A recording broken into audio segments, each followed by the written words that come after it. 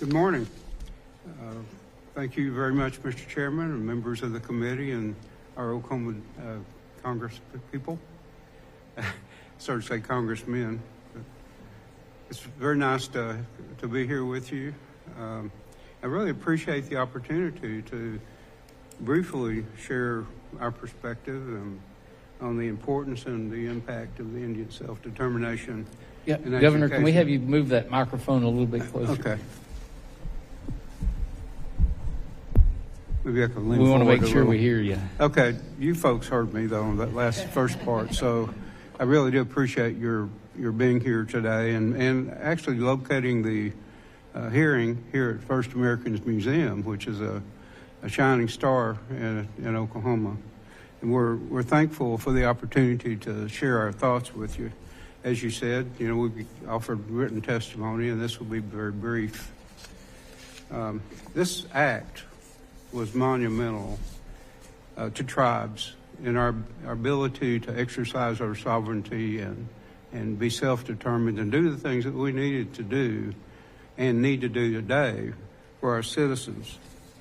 It gives us the opportunity to administer programs that we had not administered before. They were administered by the federal government, primarily Bureau of Indian Affairs and Indian Health Service. And we took that seriously. We began right away to plan and put together ideas and programs that we could utilize to serve our people. When you empower people, empower tribes in this case, to run our own programs and deliver our own services, it gave us the ability to tailor these programs in such a way as to better meet the needs of the people that we serve. Since then, we've continued to work toward more effective and comprehensive services, allergies, and greater financial self-sufficiency.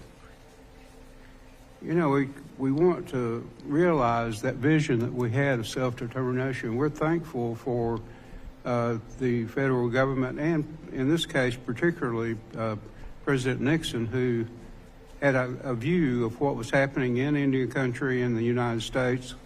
He saw a need to make changes. And that change was very instrumental in the way that the tribes operated then and operate today.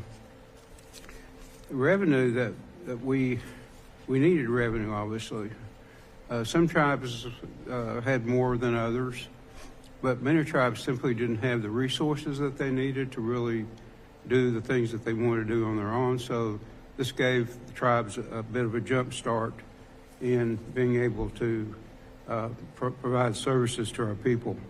But we needed additional revenue, and economic development certainly was key to that. And there's more in the testimony about the economic development effort. But we coupled that ability to run these programs and create revenue. We combined that so that we could then create additional programs that were not even operated by the federal government. And so this was the direction that we took. And we wanted to create the kind of revenue that's necessary to sustain not only what we're doing then, but also in the future. Our entry into business really was small with the purchase of the Artesian Motor Hotel in Sulphur. It was done in 1972. It was before the Self-Determination Act.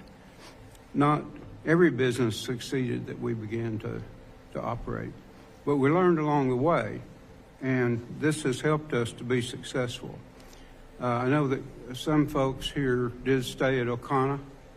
Okana is, in fact, a Chickasaw venture. It was done in conjunction with First Americans Museum. And it's an example of what can be done and what happened as a result of the Indian Self-Determination Act and allowing us to proceed as we felt necessary and using our own ingenuity and our own abilities to do what it is we wanted to do. Our tribal businesses have grown. They've actually become an economic engine that it greatly stimulates the economies of our local areas, but also for the entire state. In addition to funding vital programs, the revenues that are produced they provide services and they support our goal of self-determination.